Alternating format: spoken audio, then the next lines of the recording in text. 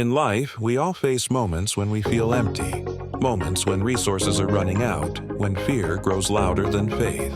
But in the Bible, God shows us that what seems empty can become overflowing when we trust His Word.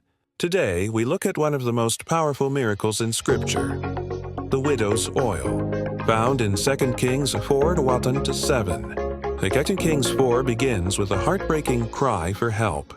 The wife of a man from the company of the prophets cried out to Elisha, "Your servant, my husband, is dead, and you know that he revered the Lord. But now his creditor is coming to take my 2 boys as his slaves." This widow had lost her husband.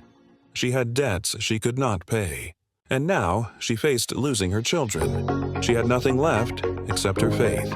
The prophet Elisha responds with compassion and hope. Elisha replied to her, "How can I help you? Tell me, what do you have in your house?" She answers, "Your servant has nothing there at all," she said, "except a small jar of olive oil." To her, it seemed like nothing, but to God it was more than enough. Elisha gives her an unusual command. Go round and ask all your neighbors for empty jars. Don't ask for just a few. Empty jars, empty spaces. God often asks us to prepare room for the blessings He's about to pour.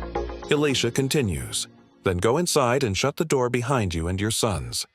Pour oil into all the jars, and as each is filled, put it to one side." A miracle was coming, but she had to obey first. Imagine this moment. A small jar of oil, not nearly enough to fill even one jar, but she lifted it in faith. She poured, and the oil flowed. Into one jar, then another, then another. They brought the jars to her and she kept pouring. Her sons watched in amazement as the impossible became reality. The more jars they brought, the more God filled.